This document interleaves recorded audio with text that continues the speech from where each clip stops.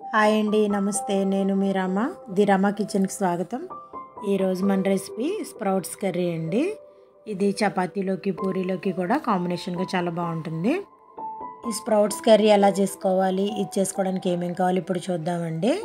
ఇక్కడ స్ప్రౌట్స్ కోసం నేను పెసర్లని 10 గంటల పాటు నానబెట్టి వాటిని మొలకలు వచ్చేలాగా రెడీ చేసి పెట్టుకున్నాను. ఈ కర్రీ కోసం ఒకటి పెద్ద ఉల్లిపాయ తీసుకొని సన్నటి ముక్కలు తరిగి పెట్టుకోవాలి. అలాగే ఒక టమాటో కూడా ముక్కలు కట్ చేసి పెట్టుకోవాలి. కొంచెంగా కరివేపాకు, దాంతోపాటు ఉడికించి పక్కన పెట్టుకున్నటువంటి ఒక స్పూన్ కానీ 2 స్పూన్లు కానీ కందిపప్పు కూడా తీసుకోవాలండి.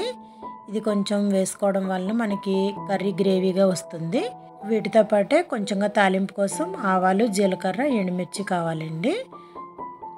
ఇదిగా ప్యాన్ పెట్టుకుని అది వేడైన తర్వాత ఈ కర్రీ కోసం మనం 2 స్పూన్స్ ఆయిల్ వేసుకుంటే సరిపోతుందండి. మరి ఆయిల్ ఎక్కువ అవసరం ఉండదు. అది వేడైన తర్వాత ఆవాలు, జీలకర్ర, ఎండుమిర్చి వేసుకోవాలి.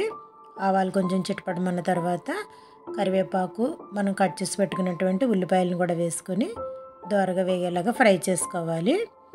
ఇవి ఇలా వేగుతూ ఉండగానే మనం తీసుకున్నటువంటి అల్లం వెల్లుల్లి పేస్ట్ని కూడా వేసి పచ్చివాసన పోయేలాగా మరి కొంచెంసేపు ఫ్రై చేసుకోవాలి. ఇప్పుడు ఉల్లిపాయలు ఇలా వేగుతూ ఉండగానే మనం కర్రీకి సరిపడగా ఉప్పు, కొంచెంగా పసుపు కూడా వేసుకొని మరి కొంచెంసేపు ఫ్రై చేసుకోవాలి. ఇలా ముందుగా ఉప్పు పసుపు వేయటం వలన ఉల్లిపాయలు అనేవి తొందరగా ఫ్రై అవుతాయండి.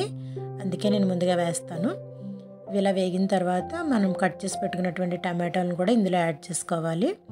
వేసి టమాటో కొంచెం మెత్తబడేలాగా ఫ్రై చేసుకోవాలి. అది కొంచెం మెత్తబడిన తర్వాత మనం తీసుకున్నటువంటి స్ప్రౌట్స్ని ఇందులో వేసుకోవాలి.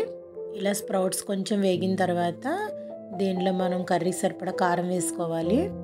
అప్పుడే మనం సాంబార్ పొడి, దాంతోపాటే కందిపప్పును ఉడికించి తీసుకున్నాం కదండి, అది కూడా ఇందులో యాడ్ చేసుకుని వాటర్ వేసుకోవాలి. 250 ml వాటర్ వరకు వేసానండి. మనం కుక్కర్ మూత పెట్టి ఒక్క విజిల్ పెట్టుకుంటే సరిపోతుందండి. కర్రీ అనేది పర్ఫెక్ట్గా రెడీ అవుతుంది. చివరిగా సాల్ట్ చెక్ చేసుకుని కొంచెంగా కొత్తిమీరతో గార్నిష్ చేసుకుంటే స్ప్రౌట్స్ కర్రీ అనేది రెడీ అయిపోతుందండి. ఇక్కడ స్ప్రౌట్స్ అనేవి మనం పచ్చిగా ఒక్కొక్కసారి తినలేం కదండి, అందుకని చెప్పి అప్పుడప్పుడు ఇలా కర్రీ చేసుకుంటే బాగుంటుంది చపాతీతో తినడానికి. ఈరోజు మా వాళ్ళ కోసం అయితే బ్రేక్ఫాస్ట్గా నేను ఇది ప్రిపేర్ చేశానండి. ఈరోజుకైతే ఇంతేనండి. మరిన్ని రెసిపీస్తో ది రమ్మ కిచెన్లో మళ్ళీ కలుద్దామండి. బాయ్ అండి.